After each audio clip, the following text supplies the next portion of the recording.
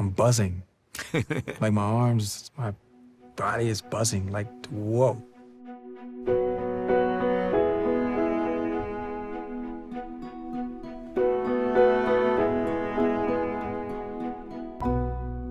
We took musician Pharrell Williams on an extraordinary journey, all thanks to one single document.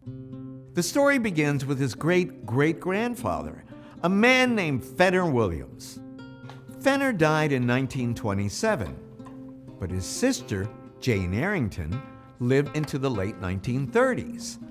And near the end of Jane's life, she was interviewed about her experiences under slavery, allowing Pharrell the opportunity to read the actual words of one of his own relatives who had endured bondage, something very few African Americans are ever able to do.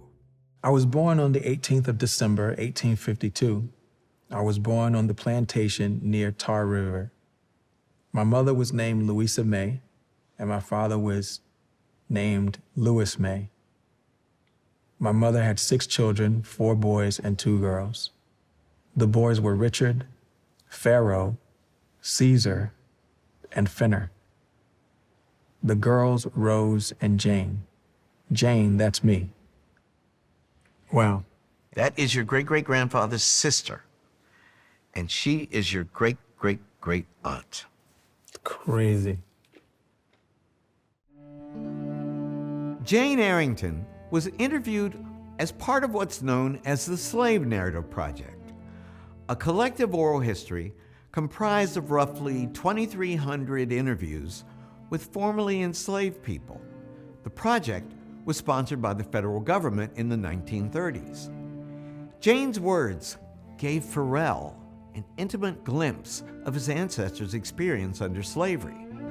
But those words also forced him to confront the cruel reality of what those ancestors actually experienced. And the realizations concerning his great-great-grandfather Fenner would strike Pharrell particularly hard.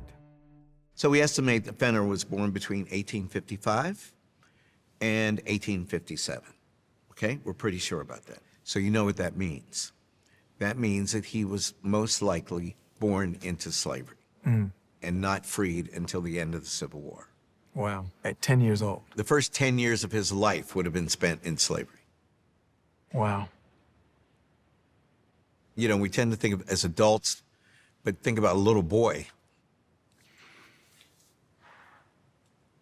I don't want to cry, and I'm trying not to be angry. You're not a machine. This is horrendous. What else can you feel? It's horrible. It's intense, sir. It's intense.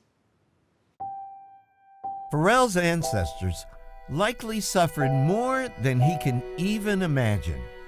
In her interview, Jane recalled minute details about their daily lives on a cotton plantation, revealing the degradation they endured every day. We lived in log houses with stick and dirt, chimneys. They called them the slave houses. I worked on the farm, cutting corn stalks and tending to cattle in slavery time. Sometimes I swept the yards. After working all day, there was a task of cotton to be picked and spun by them. What kind of people? What kind of people? It puts a very vivid, intense context behind what it means to be African American. And I thank God that I got to hear it. But I'm so sorry they went through this. Oh, nobody should have gone through this. It's a lot, man. Oh, I have to say I am forever changed. Retrieving lost stories can be an act of restoration, not only of our ancestors' resilience, but of the resilience of the entire human community. To see more incredible stories, click here and watch the next video.